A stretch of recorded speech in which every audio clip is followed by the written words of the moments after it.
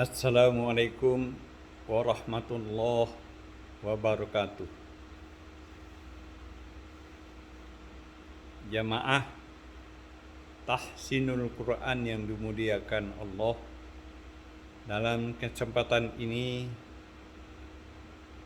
kita akan menerangkan tentang tajwid yang berhubungan dengan makharijul huruf.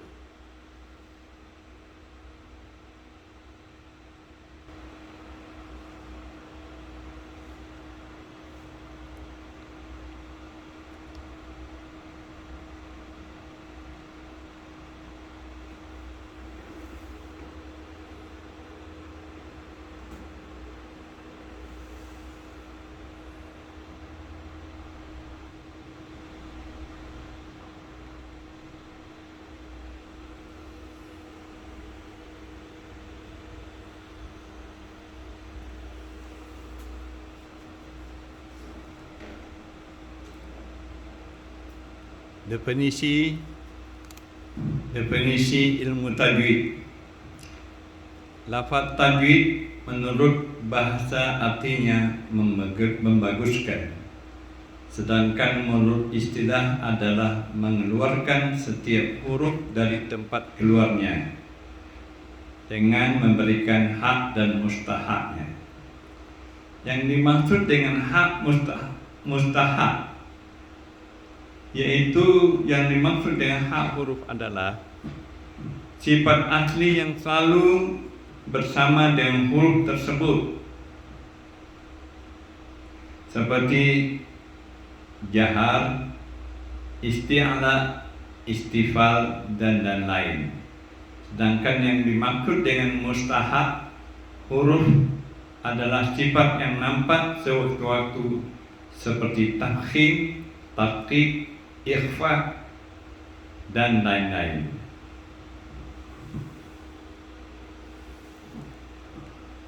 Hukum mempelajari ilmu tajwid. Hukum mempelajari ilmu tajwid secara teori adalah fardu kifayah.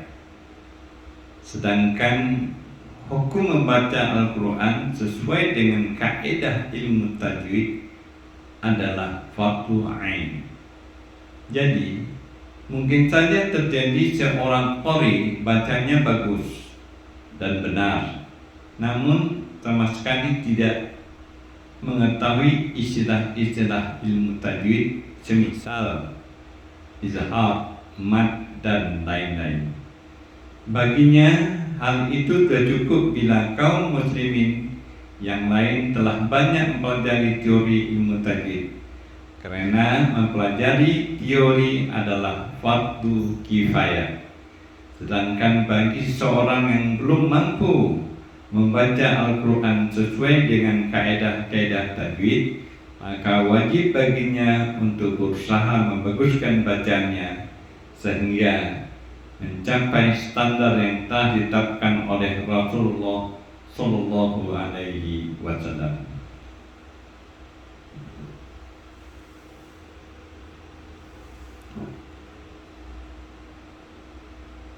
Dalil kewajiban membaca Al-Quran dengan tajwid adalah sebagai berikut. Dan bacalah Al-Quran dengan tartil. Al-Quran Surah Al-Muzammil ayat 4. Ali bin Abi Thalib radhiyallahu anhu menjelaskan arti tartil dalam ayat ini, yaitu mentajwidkan huruf-hurufnya dan mengetahui tempat-tempat berhenti atau waqaf.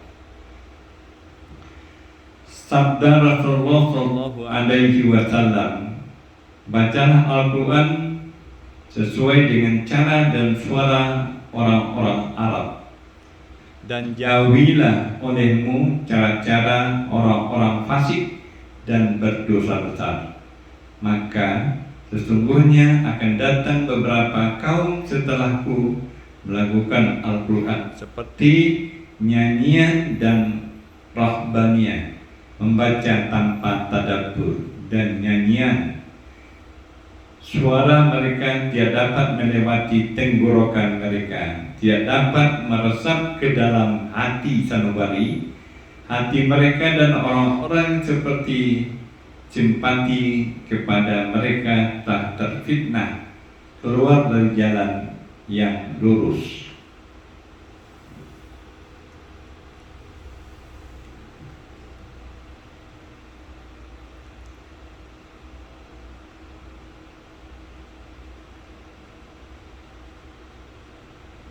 Adapun alasan mengapa hukum membaca Al-Quran dengan tajwid adalah fardu ain, Imam Ibnul Jazari mengatakan membaca Al-Quran dengan tajwid hukumnya wajib. Barang siapa yang tidak membacanya dengan tajwid, ia berdosa. Karena dengan tajwidlah Allah menurunkan Al-Quran, dan dengan demikian pula Al-Quran sampai kepada kita dari Allah Azza wa Jalla.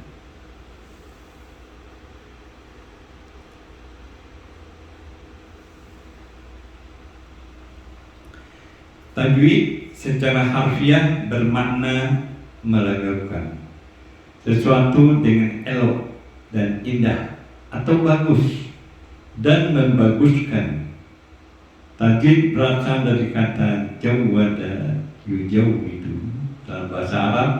Dalam ilmu qiraah, tajwid berarti mengeluarkan huruf dari tempatnya dengan memberikan sifat-sifat yang dimilikinya. Jadi ilmu tajwid adalah sesuatu ilmu yang mempelajari bagaimana cara membunyikan atau mengucapkan huruf-huruf yang terdapat dalam kitab suci Al-Quran. Adapun masalah-masalah yang dikemukakan dalam ilmu ini adalah makhrajul huruf, tempat keluarnya huruf-huruf, sifat-sifat huruf, cara mengucapkan huruf, ahkamul huruf, hubungan antara huruf, ahkamul mad, berkas, panjang dan pendek ucapan, ahkamul waqf wal ibtida, memulai dan menghentikan bacaan.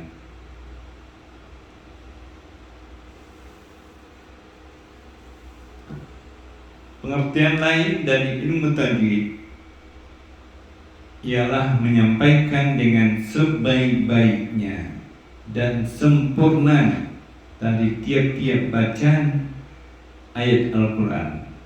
Para ulama menyatakan bahwa hukum bagi mempelajari tajwid itu adalah fardu kifayah, tetapi mengamalkan tajwid ketika membaca Al-Quran adalah fardu ain atau wajib kepada laki-laki dan perempuan yang mukhallaf atau dewasa.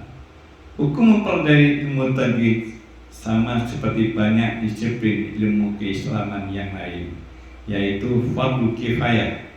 Namun sangat sedikit orang yang tertarik mempelajarinya. Bahkan tak jarang ada orang yang pandai dalam ilmu agama, tapi bacaan Al-Quran banyak salahnya.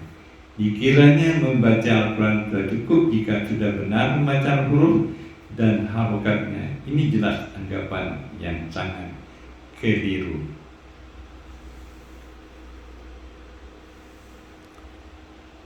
Kesalahan paling fatal sebagian besar kaum muslimin yang cukup parah bacaan Al-Qurannya, diantaranya adalah karena tak mendapat guru mengaji yang mampu membaca Al-Quran dengan baik dan benar di saat kecil. Mereka belajar sehingga ketika mereka beranjak dewasa, bacanya pun tetap lestari dengan berbagai kesalahan yang tak disadari. Mereka merasa sudah benar, namun orang yang menguasai ilmu tajwid tahu bahwa itu salah. Dalam penjelasan dari guru-guru Al-Quran, betapa setiap huruf dalam Al-Quran masing-masing mempunyai sejumlah hukum tersendiri, makhraj dan beberapa sifat, dan setiap pertemuan antara satu huruf dengan huruf yang lain juga terdapat hukum bagaimana cara membacanya dengan benar. Demikian penjelasan kita mengenai ilmu tajwid. Adapun akan kita terangkan mengenai makharijul huruf.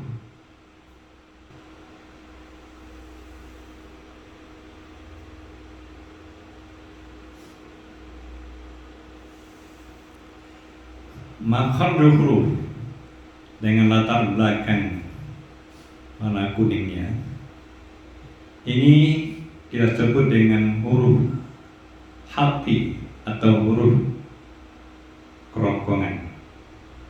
Huruf-hurufnya adalah hamzah, ha, ain, ha, ghain, dan kha. Huruf hamzah dan huruf ha makrotnya di tenggorokan bagian dalam atau bagian bawah. Adapun huruf ain dan ha makrotnya di tenggorokan bagian tengah. Sedangkan huruf ghain dan kha makrotnya terletak di tenggorokan bagian atas.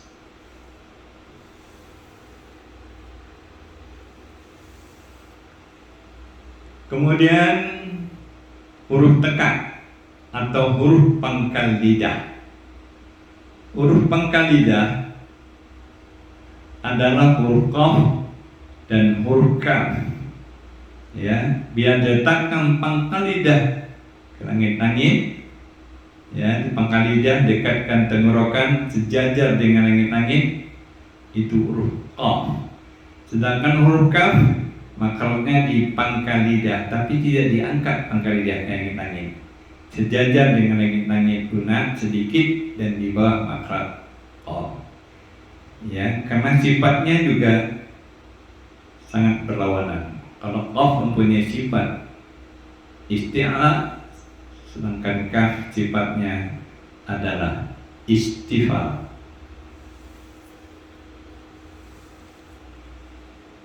Huruf tengah lidah. Huruf tengah lidah adalah huruf jim, huruf shin, huruf ya, dan huruf dad.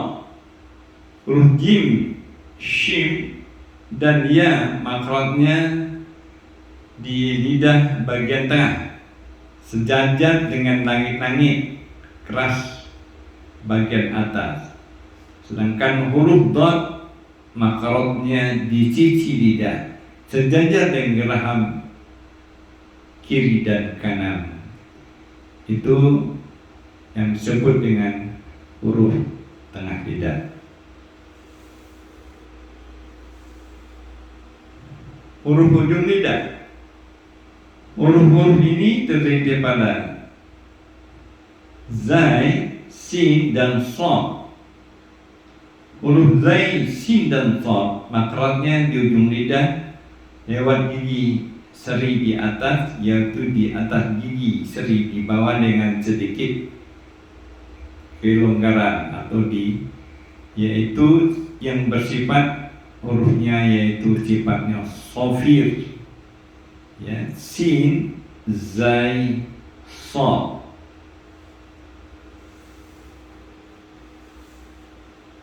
Huruf pinggir lidah yaitu hurufnya adalah lam, nun, dan ra.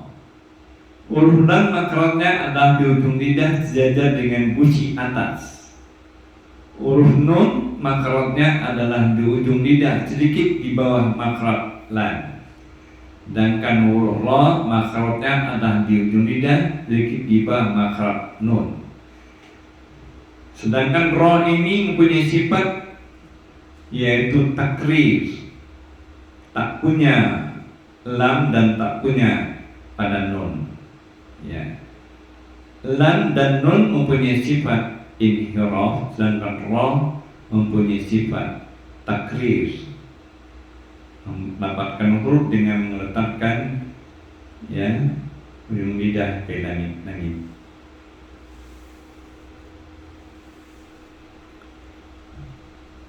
Huruf langit-langit mulut ya adalah hurufnya mo, dal, ta. to, dal, ta. Huruf to, dal, dan ta makrotnya di ujung lidah lewat pangkal gigi seri atas. Jadi atau ujung lidah bekerja sama dengan pangkal gigi bagian atas. Nah, itu dia. Hurufnya adalah ta, dal, to.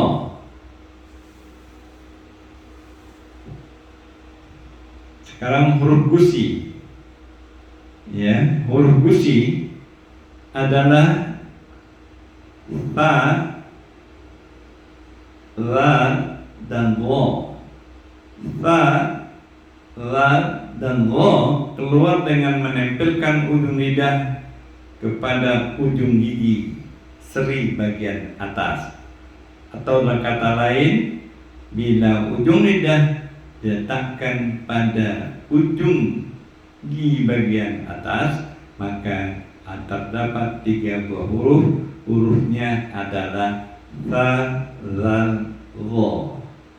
La dengan lo satu makhraj, tetapi berlain sifatnya.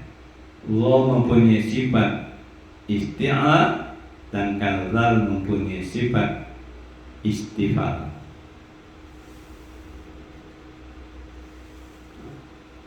Selanjutnya adalah huruf bibir atau asyafatain. Huruf 2 bibir. Ada huruf ba, waw, mim, dan fa. Huruf ba, waw, mim, dan fa makhrajnya di antara 2 bibir. Ya. Ba, waw, mim, dan fa. Huruf fa makhrajnya di bagian dalam bibir bawah serta ujung gigi seri bagian atas. Atau dalam kata lain, huruf ba itu adalah 2 perut bibir bagian dalam, sedangkan mim 2 perut bibir bagian luar. Sedangkan fa perut bibir di bawah bekerja sama dengan ujung gigi bagian atas. Sedangkan waw adalah dengan meloncongkan 2 bibir dengan 2 bibir ke depan atau ismam atau ditomahkan, maka dia adalah huruf waw. Demikian, terima kasih untuk pelajaran makharijul huruf. Mudah-mudahan ada manfaatnya untuk kita semua, terutama bagi pemula majelis tahsinul Quran. Semoga bermanfaat adanya. Akhirul kalam, billahi taufiq wal hidayah. Wassalamualaikum warahmatullahi wabarakatuh.